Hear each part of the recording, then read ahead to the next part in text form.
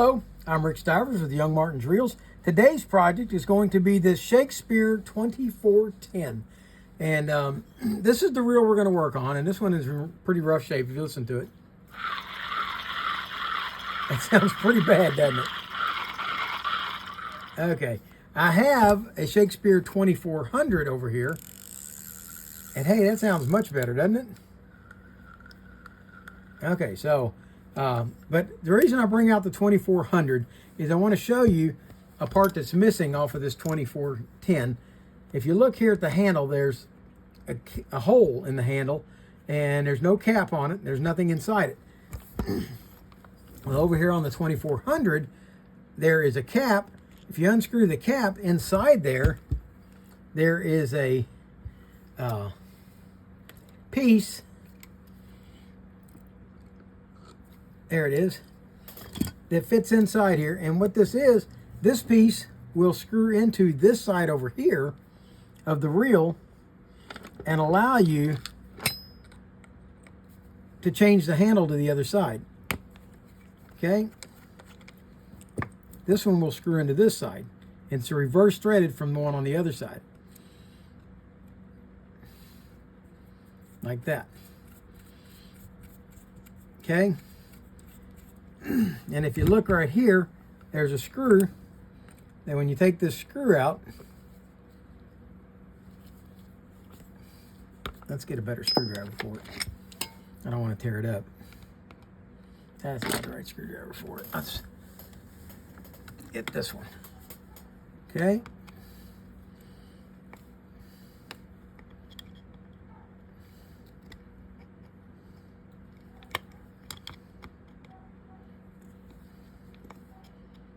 Now these hardly ever get swapped around. But somewhere along the way, somebody ends up taking out, let's see, all right, that should release a pin in there. And if we take and reverse this, that should loosen it up. And that should allow this pin to fall out.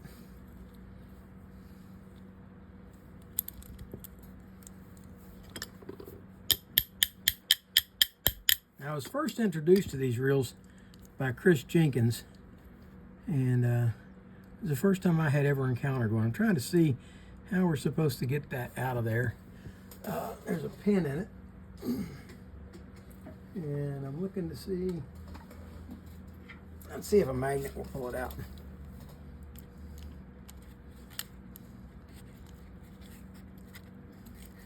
There we go. That's got the pin out. With the pin out, now this piece would come out. And then, well, this could be done a whole lot straighter on. But, okay, this piece would then come out. You unscrew it out of here. And, of course, it's been mangled over the years from being over-tightened.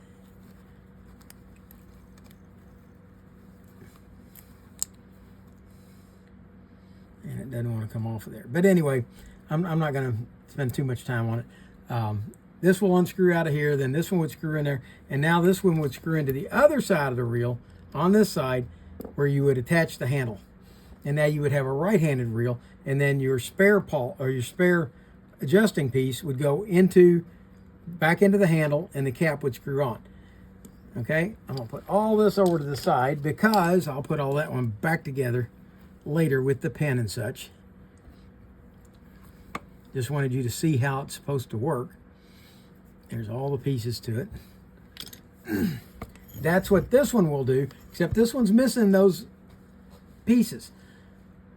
What I did this week is I purchased a lathe, a metal lathe, and I'm going to practice trying to make this piece, this piece, and this pin. So that would make replacement parts for this reel. Okay? However, what we're worried about today is not the replacement parts for the handle so that it becomes ambidextrous again. That's what they call this. They call this an ambidextrous reel. But instead, what we want to do is see if we can concentrate on this noise. Okay, so the first thing we got to do is find out if this is a bearing noise or if this is a gear noise. So let's go ahead and remove the handle. Okay, let's go ahead, remove the rotor, and let's give a listen. Yeah, that's still pretty noisy. Okay, so let's go ahead and remove the screws off the side panel.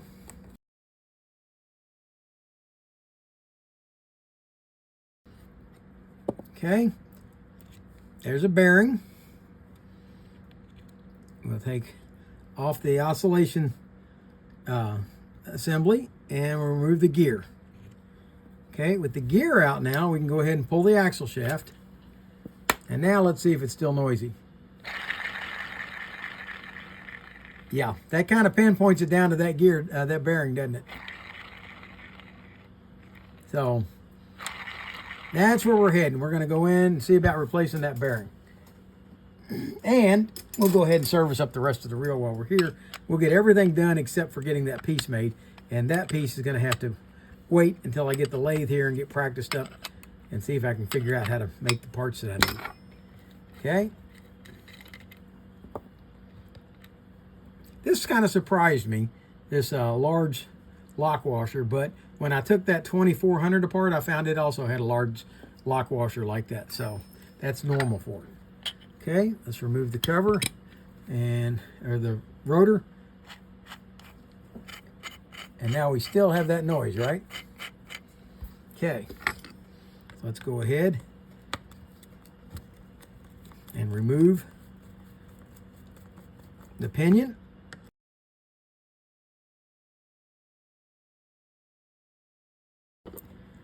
All right, those 3 screws are all identical. Let's remove the bearing retainer and grab hold of the pinion and see if we can pull. Okay, there we go. Yeah, looks kind of nasty, but normally when you got that much grease, the bearings wouldn't go bad. All right, now what I did, I have already been into this, be perfectly honest, I've been into this reel, and what I did is I measured this bearing to see what size it was.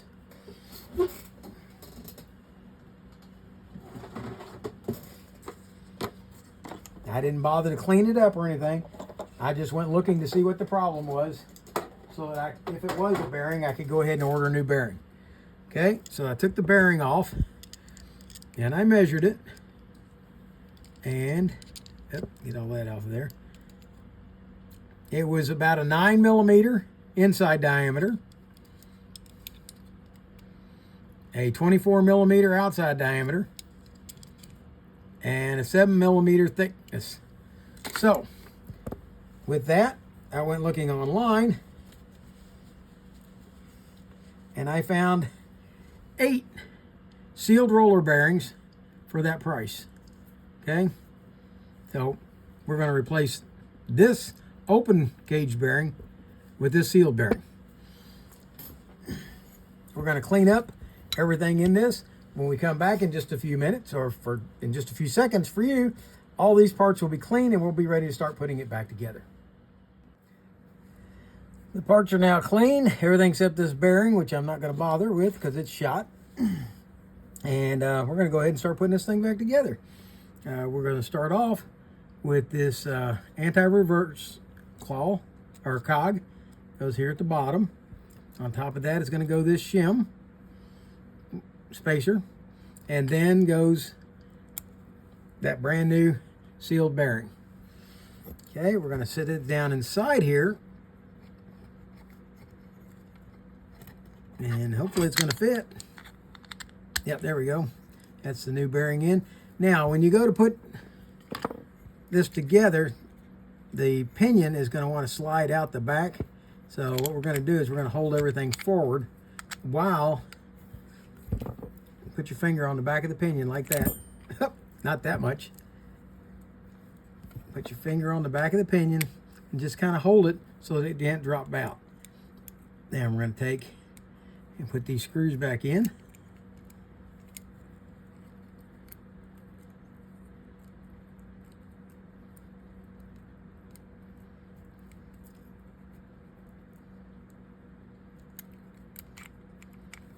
All right, I'm going to cheat because the dexterity in my hands is going away. So we're going to use this electric screwdriver to get these screws started. Okay, we're going to set this in place. Set this one up here. Align the hole. And I'm going to set a screw.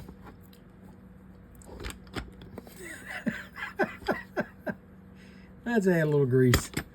All right. We're going to set the screw onto the end of it like so and line it up and get it started. Don't take it all the way down if you're using an electric screwdriver. That's a bad thing. But as long as you're not too carried away, you can use it to get screws started, and it really does help.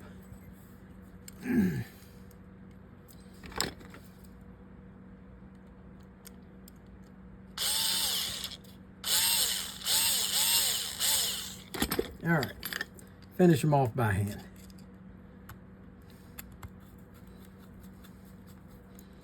My dexterity's going away. The longer I have diabetes, the less dexterity I have. All right, that's got that up there. Now, let's listen. Hey, I don't think we hear that grinding anymore. Okay. Next thing we're going to do is put the rotor back on.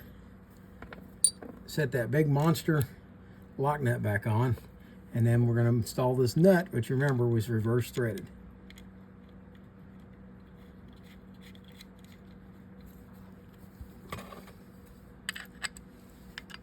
Let's go ahead and snug it up. Don't over tighten it, because remember that's just a brass pinion gear. There we go. Oh, that sounds so much better. All right, let's proceed on. The next thing we're going to do is install the axle shaft, and I'm going to oil the axle shaft.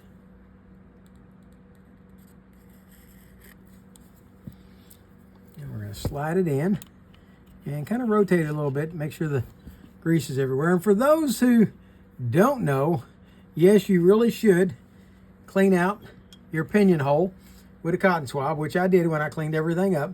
The hole I didn't clean out, though, was this one right here. So when I shoved this in, I had a big blob of black grease come out of this end of it right here. And we're going to, just to help make sure we've got that covered, we're going to add a little extra oil right here, slide that in and out. Okay, now that's good. We're going to take our main gear, and we're going to grease it along the teeth. Now remember, when I took this out, all this inside was caked with grease. What'll happen is the reel sits this way, like this. The grease will slowly, with time, migrate down, and it'll get into the center. Next time it gets used and set up, it'll migrate again to the center. So some people will tell you centrifugal force will put it in there. No, that's not going to happen. Centrifugal force is going to spin it to the outside, not to the inside. Okay? So now we're going to take and oil this lower bushing, or where the gear goes into the lower bushing. That's going to be right there. And we'll go ahead and slide this in. Oh, before we do that, let's go ahead and grease the pinion.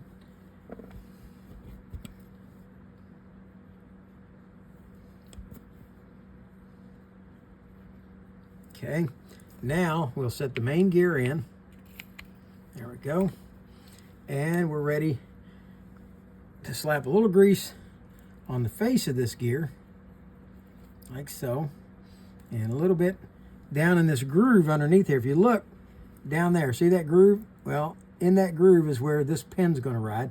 So let's put some grease on the pin, put some grease down in the hole, and now we're going to bring back the axle shaft, and we're going to bring it back to where we can see that hole right there. We're going to slip that pin into that hole. Okay, as we do that, then we'll adjust the axle shaft until that fits on there. We're going to add some more grease to the outside of this and right here. And then if you look on the inside of the cover, there's a slot that pin's going to ride in. So we'll grease that good. Then there's our bearing, side bearing, and I have blown it out, cleaned it, and oiled it. And it seems to be pretty quiet, so we're going to reuse that. And we're going to slide that back on, like so. I'm going to set these 3 screws, and to make some people happy, we'll add a little drop of oil down inside each of those holes.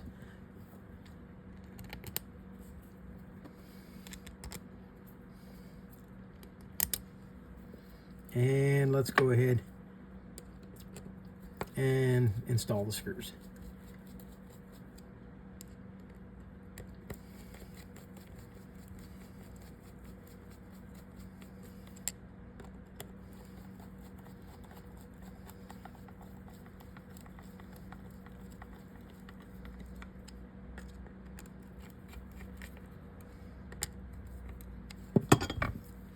Okay. Oh, that is so sweet compared to what it did sound like. Okay, we're going to add some oil here where that pin is at, and I showed you a while ago. We're going to add some oil in the end, or try to. That oiler hole seems to be jammed up. If there is an oiler hole there, it doesn't appear to be. Let's take a look at this one. No oiler hole. We have to put the oil around it. There we go.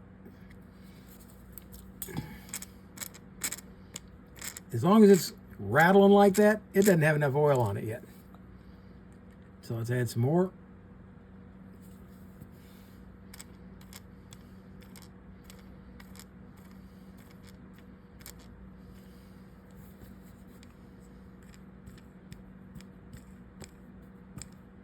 Now it spins freely and dry.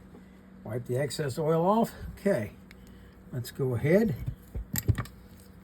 and install the handle on this side, because that's what we're set up for. And yes, I still need to make that assembly to go on the other side, and the cap that holds it in place. Okay, let's see how she sounds now. Okay, let's turn on the anti-reverse. Uh-oh. No anti-reverse.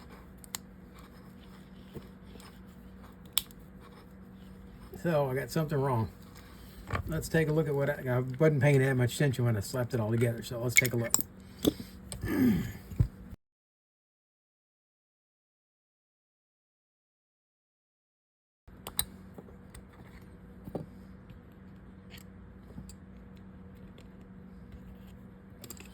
Okay, let's see. What's not connecting? Oh, this is on the wrong side of the spring. Okay, when I was doing the cleanup, I got this, appears, let's see, this spring, I believe it's supposed to be over to here, like so, and then that now allows it to work. Okay, so take a look at that. We'll zoom in for that. When I was cleaning this up, I managed to bump this spring up and out of this slot, which moved it over here, and that took all the tension off of it. Sorry. And now we're going to put it back over here where it belongs, like that. That now puts the tension back on this, so that when it rotates, there's your anti-reverse. When it goes backwards, it clicks. All right. Let's throw this back together.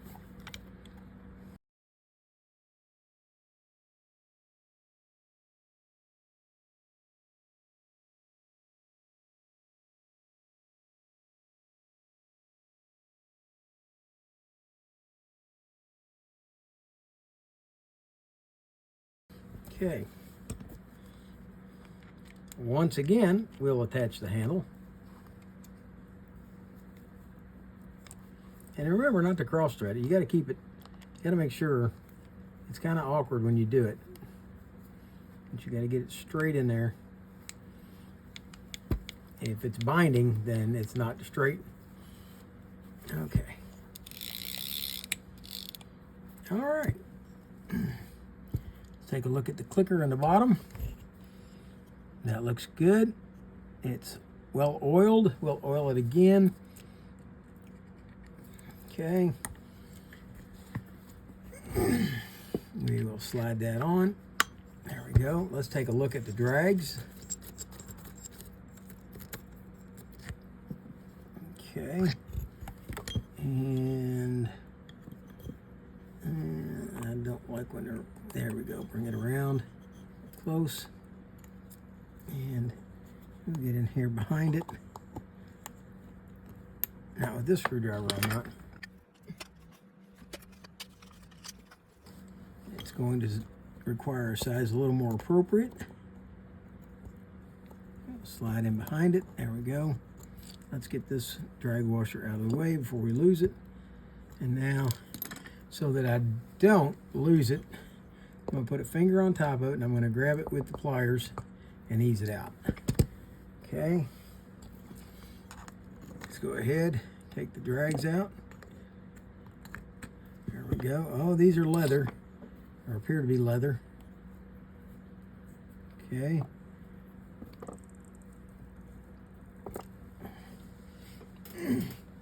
All right, now this is something that someone has gone to the effort to adequately lubricate. I'm going to kind of clean each of these up just a little bit. I'm squeezing these leather washers to get the old oil and grease out of them. Got to be careful that you hold them flat when you do that so that you don't tear or rip them. All right, now we're going to do something I haven't done on here in a while because I haven't had leather drag washers in quite some time. Is we're going to be using Cal's universal drag grease to lubricate these. Before I do that though, I'm going to take a moment to wipe out the inside of this spool where the drags are going to ride.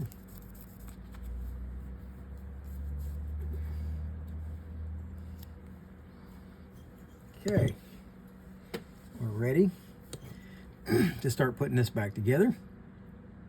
So we're going to start off by massaging a little bit of drag washer grease into the first leather drag washer. Drop it into the bottom. Make sure that it goes in flat all the way. Okay, next thing we're going to install is going to be one of these keyed washers. They call it a keyed washer because that rectangular almost shape in the middle of it. We'll drop that in. Now we're going to dip another one of these leather drag washers and rub the cowls into it. Drop it in. Okay, next is going to go the eared washer. Remember, it doesn't have this keyed portion in the middle, so it goes in with the two little ears into the notches on each side of the spool, like that. Then we're going to dip our last leather drag washer. Yeah, that wasn't enough. This one really was dried. Okay, rub that grease in good. Drop that leather washer in. Put the final keyed washer in. And we are going to snap the snap ring back in. It holds all this together. Like that. And I don't know if this is original to this reel or not. This hard phenolic drag washer here on the top. Let's see if there's one in the 2400.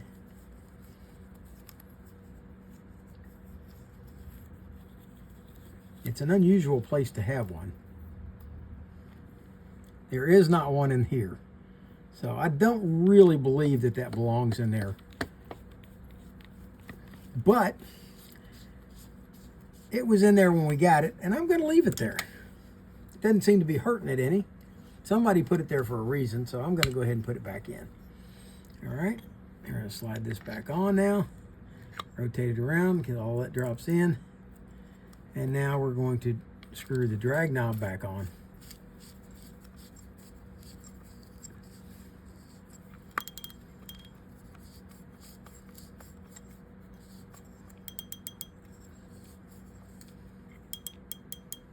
Okay, that feels really good. Let's take off the anti-reverse. Let's back this out just a tad. Oh, this is a nice little reel now. It sure sounded horrible when we started though, didn't it? Okay, and let's check the bail. The bail trips easily. We're gonna go ahead though. We're gonna put 1 drop of oil right here. We're gonna put a drop of oil over here on the roller, each side of it. And then we're gonna put one right here, like that. And I think that's gonna be sufficient. I don't think we're gonna need to oil anything else there or take that apart. So there you have the Shakespeare 2410 reel. And like I said, it's not complete yet. Once I get the metal lathe and I learn how to use it, I believe that I can remanufacture this part, and this part.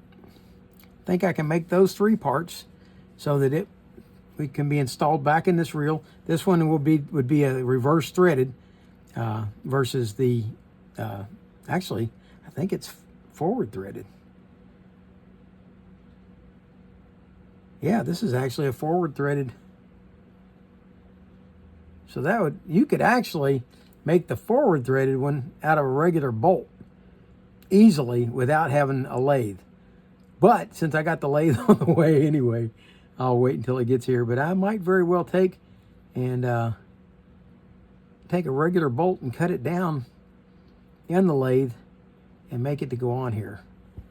So yeah, the pin goes in there and that holds it in place. And then this cap screw here goes over top of that, like that, to hold it in place. And that's how that works. So, all right, so I hope you liked the video. If you did, please hit the like button. If you didn't like it, hit the dislike button. Tell me what you didn't like about it. For now, that's Rick Stivers with Young Martin's Reels, signing out.